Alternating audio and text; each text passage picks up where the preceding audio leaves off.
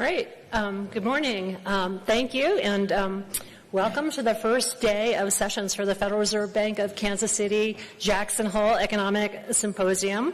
My name is Karen Dinan, and I'm going to be your moderator for today's sessions. As you heard last night from Jeff, the topic for the symposium is reassessing the effectiveness and transmission of monetary policy. So it's a super important topic, particularly right now. And we've got some great papers lined up for this morning. We've got 2 papers, and we also have a panel lined up for that. But before we get to any of that, I am delighted to say that we have Federal Reserve Chair Jay Powell here to deliver opening remarks. So with that, let me welcome Jay Powell to the podium.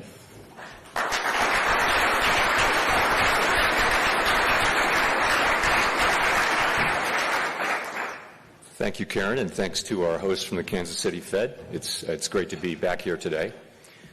4.5 years after COVID-19's arrival, the worst of the pandemic-related economic distortions are fading. Inflation has declined significantly. The labor market is no longer overheated, and conditions are now less tight than those that prevailed before the pandemic. Supply constraints have normalized, and the balance of risks to our 2 mandates has changed. Our objective has been to restore price stability while maintaining a strong labor market, avoiding the sharp increases in unemployment that characterized earlier disinflationary episodes when inflation expectations were less well anchored. While the task is not complete, we have made a good deal of progress toward that outcome. Today, I will begin by addressing the current economic situation and the path ahead for monetary policy.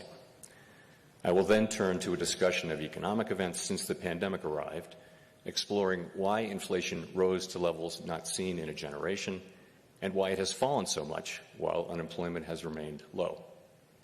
So let's begin with the current situation and the near-term outlook for policy. For much of the past 3 years, inflation ran well above our 2% goal, and labor market conditions were extremely tight. The FOMC's primary focus has been on bringing down inflation, and appropriately so. Prior to this episode, most Americans alive today had not experienced the pain of high inflation for a sustained period. Inflation brought substantial hardship, especially for those least able to meet the higher costs of essentials, like food, housing, and transportation. High inflation triggered stress and a sense of unfairness that linger today. Our restrictive monetary policy helped restore balance between aggregate supply and demand, easing inflationary pressures and ensuring that inflation expectations remained well anchored. Inflation is now much closer to our objective, with prices having risen 2.5% over the past 12 months. After a pause earlier this year, progress toward our 2% objective has resumed. My confidence has grown that inflation is on a sustainable path back to 2%. Turning to employment, in the years just prior to the pandemic, we saw the significant benefits to society that can come from a long period of strong labor market conditions. Low unemployment, high participation, historically low racial employment gaps, and with inflation low and stable, healthy real wage gains that were increasingly concentrated among those with lower incomes. Today, the labor market has cooled considerably from its formerly overheated state. The unemployment rate began to rise over a year ago and is now at 4.3%, still low by historical standards, but almost a full percentage point above its level in early 2023. Most of that increase has come over the past 6 months. So far, rising unemployment has not been the result of elevated layoffs, as is typically the case in an economic downturn. Rather, the increase mainly reflects a substantial increase in the supply of workers and a slowdown from the previously frantic pace of hiring. Even so, the cooling in labor market conditions is unmistakable. Job gains remain solid but have slowed this year. Job vacancies have fallen, and the ratio of vacancies to unemployment has returned to its pre-pandemic range. The hiring and quits rates are now below the levels that prevailed in 2018 and 19. Nominal wage gains have moderated, and all told, labor market conditions are now less tight than just before the pandemic in 2019, a year when inflation ran below 2%. It seems unlikely that the labor market will be a source of elevated inflationary pressures anytime soon. We do not seek or welcome further cooling in labor market conditions. Overall, the economy continues to grow at a solid pace, but the inflation and labor market data show an evolving situation. The upside risks to inflation have diminished, and the downside risks to employment have increased. As we highlighted in our last FOMC statement, we are attentive to the risks to both sides of our dual mandate. The time has come for policy to adjust. The direction of travel is clear, and the timing and pace of rate cuts will depend on incoming data, the evolving outlook, and the balance of risks. We will do everything we can to support a strong labor market as we make further progress toward price stability. With an appropriate dialing back of policy restraint, there is good reason to think that the economy will get back to 2% inflation while maintaining a strong labor market. The current level of our policy rate gives us ample room to respond to any risks we may face, including the risk of unwelcome further weakening in labor market conditions. So let's now turn to the questions of why inflation rose and why it has fallen so significantly even as unemployment has remained low. There's a growing body of research on these questions, including Gowdy Eggerson's work, which we'll shortly discuss, and this is a good time for this discussion. It is, of course, too soon to make definitive assessments. This period will be analyzed and debated long after we are all gone. The arrival of the COVID-19 pandemic led quickly to shutdowns in economies around the world.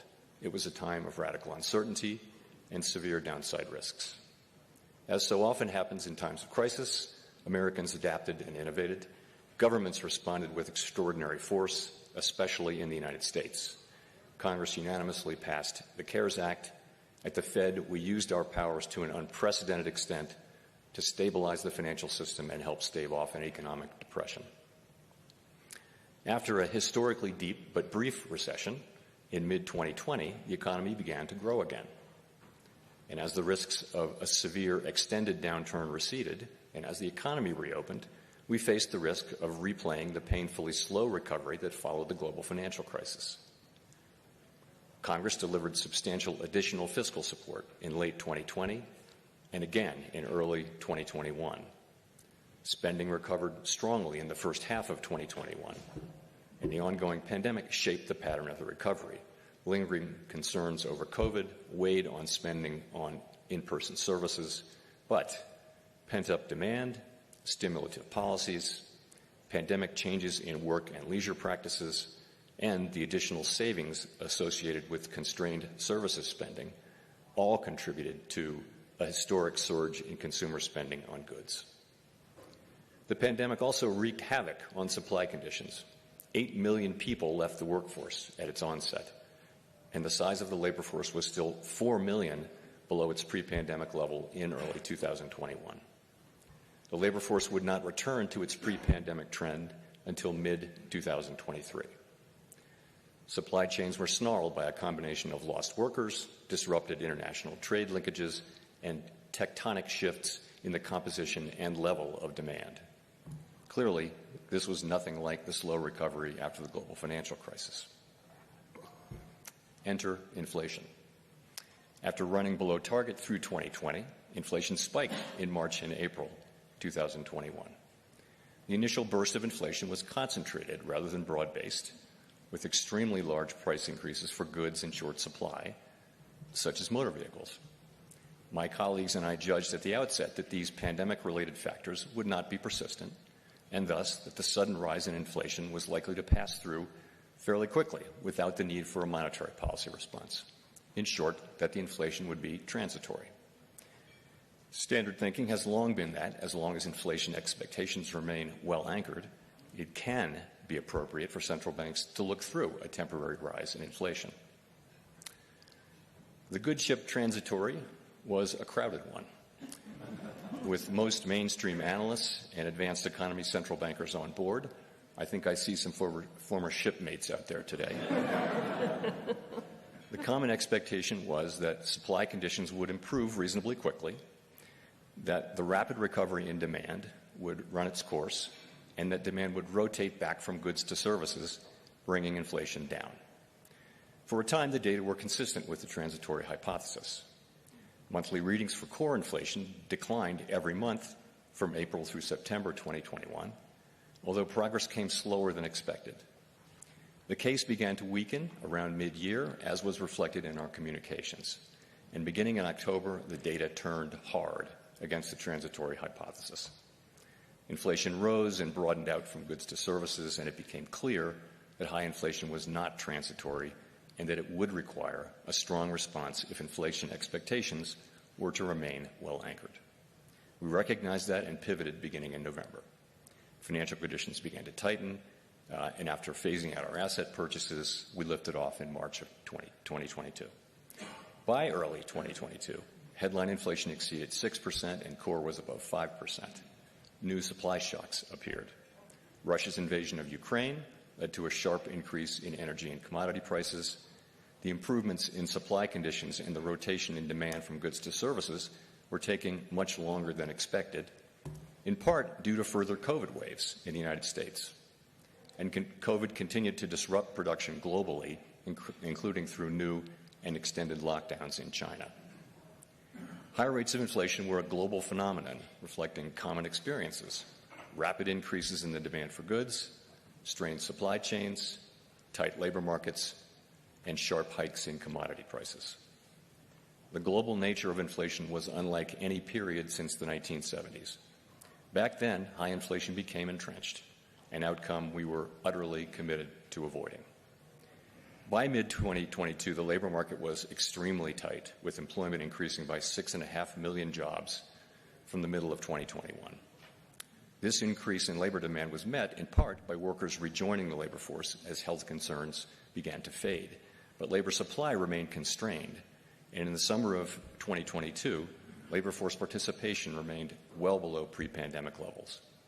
There were nearly twice as many job openings as unemployed persons from March 2022 through the end of the year, signaling a severe labor shortage, and inflation peaked at 7.1% in June 2022. At this podium 2 years ago, I discussed the possibility that addressing inflation could bring some pain in the form of higher unemployment and slower growth. Some argued that getting inflation under control would require a recession and a lengthy period of high unemployment, and I expressed our unconditional commitment to fully restoring price stability and to keeping at it until the job is done. The FOMC did not flinch from carrying out our responsibilities, and our actions forcefully demonstrated our commitment to restoring price stability. We raised our policy rate by 425 basis points in 2022 and another 100 basis points in 2023, and we've held our policy rate at its current restrictive level since July 2023. The summer of 2022 proved to be the peak of inflation. The 4.5 percentage point decline in inflation from its peak 2 years ago has occurred in a context of low unemployment, a welcome and historically unusual result. So, how did inflation fall without a sharp rise in unemployment above its estimated natural rate? Pandemic-related distortions to supply and demand, as well as severe shocks to energy and commodity markets, were important drivers of high inflation, and their reversal has been a key part of the story of its decline. The unwinding of these factors took much longer than expected, but ultimately played a large role in the subsequent disinflation. Our restrictive monetary policy contributed to a moderation in aggregate demand, which combined with improvements in aggregate supply to reduce inflationary pressures, while allowing growth to continue at a healthy pace. As labor demand also moderated, the historically high level of vacancies relative to unemployment has normalized primarily through a decline in vacancies, without sizable and disruptive layoffs, bringing the labor market to a state where it is no longer a source of inflationary pressures. A word on the critical importance of inflation expectations. Standard economic models have long reflected the view that inflation will return to its objective when product and labor markets are balanced without the need for economic slack, so long as inflation expectations are anchored at our objective. That's what the model said. But the stability of longer-run inflation expectations since the 2000s had not been tested by a persistent burst of high inflation. It was far from assured that the inflation anchor would hold. Concerns over de-anchoring contributed to the view that disinflation would require slack in the economy and specifically in the labor market.